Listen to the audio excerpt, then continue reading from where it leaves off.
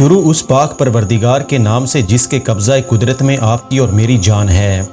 تمام دیکھنے اور سننے والوں کو السلام علیکم۔ ناظرین، آج کی اس ویڈیو میں ہم ایک ایسے شخص کے بارے میں بات کرنے جا رہے ہیں جس نے حضرت امام حسین علیہ السلام اور ان کے ساتھیوں کو شہید کیا تھا۔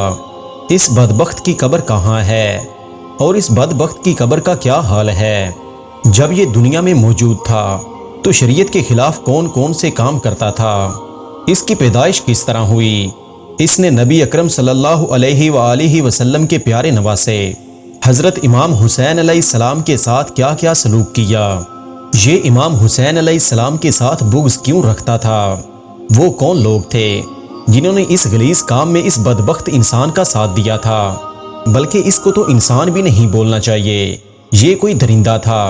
اس کے بیٹے نے تخت پر کیوں تھوکا تھا؟ جب 65 سال کے بعد اس لعین کی قبر کھولی گئی تو لوگوں نے کیا دیکھا؟ ناظرین اکرامی، یزید وہ بدبخت انسان تھا جس کے ماتھے پر اہل بیت کے قتل کا سیاہ دھبا ہے۔ ہر زمانے میں دنیا کا ہر انسان اس لعین شخص پر لعنت بھیجتا ہے اور انشاءاللہ قیامت تک اس کا نام حقارت سے لیا جائے گا۔ یہ بدبخت سیاہ دل انسان خاندان کی ذلت کے باعث نہایتی موٹا اور بدنما اور کثرت سے شاعری کرنے والا، بد اخلاق اور بری عادتوں والا فاسق اور فاجر انسان تھا، ظالم، بے ادب اور گستاخ انسان تھا اور صحابہ کرام کا خون کرنے والا لعین شخص تھا۔ اس لعین نے ایسے ایسے کام کیے ہیں جس سے انسانیت بھی شرما جاتی ہے۔ یزید پلید 25 ہجری کو دمشق میں پیدا ہوا۔ اس بدبخت نے وہ کام کیے جن کے ساتھ شرعی طور پر نکاح حرام تھا۔ یزید ان کو نکاح کا رواج دینے والا تھا، سود اور دیگر کاموں کو اعلانیہ کرنے والا تھا۔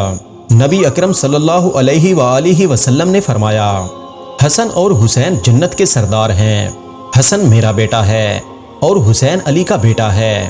مسلمان شروع سے ہی مسلمانوں کے ساتھ غداری کرتے آئے ہیں، کیونکہ امام حسین علیہ السلام کو شہید کرنے والے بھی مسلمان تھے، قرآن کے عالم اور روزے رکھنے والے تھے، زکوٰۃ دینے والے اور حج ادا کرنے والے تھے اور 5 وقت کی نماز پڑھنے والے تھے۔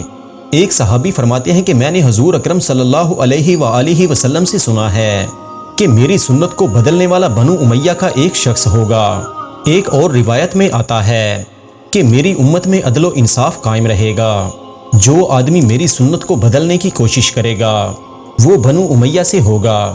ایک صحابی جو حضور اکرم صلی اللہ علیہ وآلہ وسلم سے انتہا کی محبت کرتے تھے، وہ اپنے رب سے یہ دعا مانگا کرتے تھے، اے اللہ میں تجھ سے پناہ مانگتا ہوں 60 ہجری کی آواز سے اور لڑکوں کی حکومت سے۔ چنانچہ آپ کی یہ دعا قبول ہوئی۔ 59 ہجری میں مدینہ میں ان کا انتقال ہو گیا تھا۔ یزید نے اپنی زندگی میں ہی اپنے بیٹے معاویہ کو اپنا جانشین مقرر کر دیا تھا۔ یزید کے 12 بیٹے تھے اور 5 بیٹیاں تھیں، لیکن اس کو اپنے بیٹے معاویہ سے بے حد پیار تھا۔ اس نے اس کی تعلیم و تربیت شہزادوں کی طرح کی۔ یزید نے اپنے بیٹے معاویہ کو ایک بہترین استاد کے پاس علم حاصل کرنے کے لیے بھیجا۔ معاویہ کا وہ استاد اہل بیت سے بہت زیادہ پیار کرتا تھا۔ اس نے معاویہ کو اہل بیت کی شان و عظمت بیان کی۔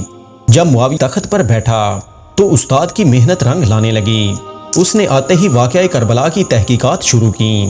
اس نے جب دیکھا کہ اس کے باپ نے کس قدر مسلمانوں اور اہل بیت کو دردناک اذیت دی تو اس نے عوام اور تمام لوگوں کو مسجد میں جمع کیا اور پھر خود جا کر منبر پر بیٹھ گیا اور اس نے سب سے پہلے اللہ تعالیٰ کی حمد و ثنا بیان کی، پھر حضرت محمد صلی اللہ علیہ وآلہ وسلم اور ان کی آل پر سلام بھیجا اور پھر یوں کہنے لگا کہ میرے باپ یزید کو جو حکومت ملی وہ اس کا اہل نہیں تھا، اس کے نفس نے اس کو برباد کر دیا تھا، اس نے اللہ تعالیٰ کی حدوں کو کراس کیا اور اس نے اہل بیت پر بے شمار ظلم کیے اور وہ کافی دیر تک بلند آواز میں روتا رہا۔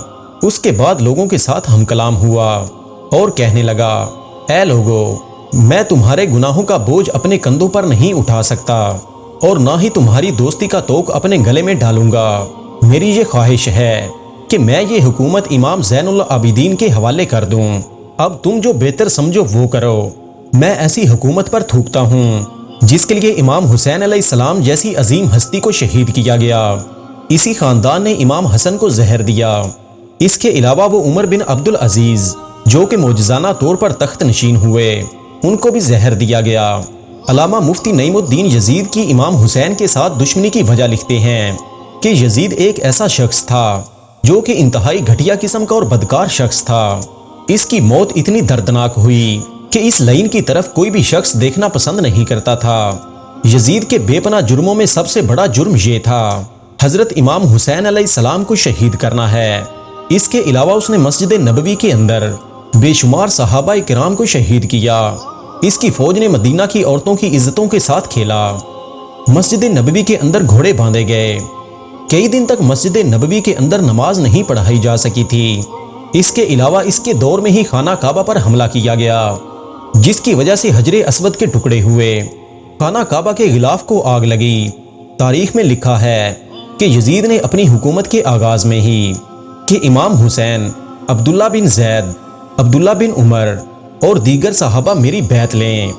یزید لعین نے حکم دیا کہ اگر یہ لوگ میری بیعت نہیں کرتے تو ان کے سر قلم کر کے میرے پاس بھیجے جائیں۔ استغفر اللہ۔ پھر یزید لعین نے 5000 شامیوں کو مدینہ شریف پر حملہ کرنے کے لیے بھیجا۔ یزید کی موت کے بارے میں یہ بھی لکھا ہے کہ 64 ہجری کو اس لعین کو موت آئی۔ یہ ناگہانی موت کا شکار ہوا تھا۔ یہ رات کو مستی کے عالم میں سویا ہوا تھا، جبکہ صبح کو مردہ حالت میں پایا گیا۔ جب اس شخص کی موت ہوئی تو یہ ایک خیمے میں موجود تھا۔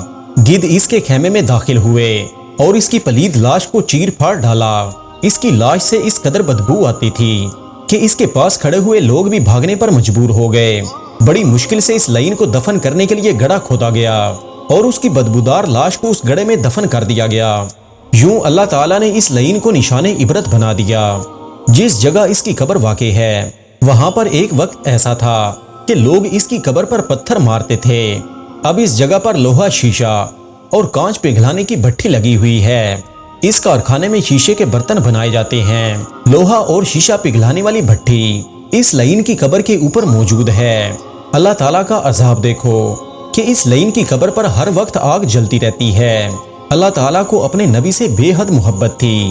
جن لوگوں نے ان کی آل کے ساتھ ایسا کیا، دو جہانوں میں ان کے لیے اللہ تعالیٰ کا عذاب ہے۔ ایک اور روایت میں لکھا ہے کہ یزید ایک شدید بیماری میں مبتلا ہو گیا تھا۔